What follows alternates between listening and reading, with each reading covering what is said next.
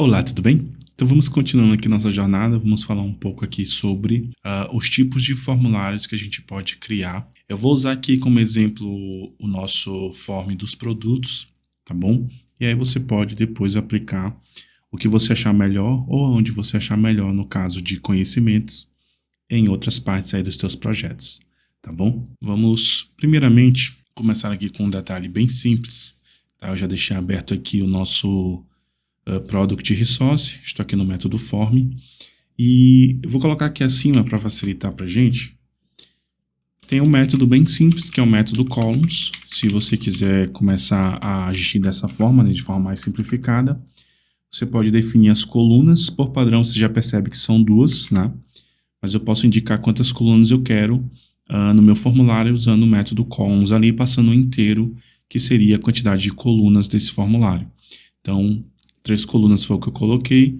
Se você quiser colocar apenas uma coluna para ele ficar aqui full, né, vamos dizer assim, você pode agir dessa maneira, tá? Então esse aqui é um dos primeiros pontos que você pode trabalhar aí nos teus formulários, tá bom? Claro que essas colunas elas podem ser agregadas com os outros pontos que eu vou mostrar aqui, como por exemplo, o primeiro ponto eu vou pegar aqui, ó, todo esse array aqui do esquema, tá? Na verdade todo o conteúdo dele, até aqui antes desse comentário do select, né?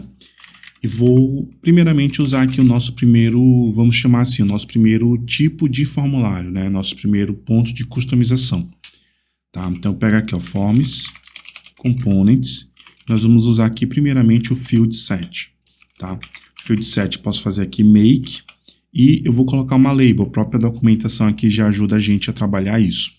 O field set, se você já conhece da parte do formulário HTML, ele agrupa vários inputs, tá? Dado o escopo daquele momento. O field set aqui é a mesma ideia, você passa uma label que vai ficar parecido com o field set do formulário HTML. E no fim das contas vai ser isso, tá bom? Então, por exemplo, eu vou colocar aqui dados 1, só para a gente ter um exemplo. Daqui, eu posso chamar aqui um método esquema, tá? Um array e eu colo aqueles meus inputs aqui dentro, tá bom? Então, os inputs estão aqui. Nós temos a definição aqui desse componente field set, o label dele e o esquema que ele vai comportar ali dentro, tá? Então, se nós voltarmos aqui a atualizarmos, opa, acabei errando a palavra esquema aqui, perdão. Esquema, tá? Vamos voltar, atualizar aqui. E aí você percebe, ó, a gente fica igualzinho o field set de fato. Se você vier aqui e inspecionar, você vai ter aqui o field set exatamente como você já conhece, tá bom? Mas aí no caso você fez ali de forma programática. Aí no caso, se você quiser, por exemplo, eu só sou obrigado a deixar um field set. Não, você vai organizar por field sets. Então, se eu quiser pegar, por exemplo, o input aqui do slug e da foto, poderia jogar em um outro field set aqui abaixo, tá? Lembrando que eu tô aqui, vou fechar aqui a vírgula, né, desse esquema do field set. Aí eu posso pegar aqui, ó, forms, components, field set,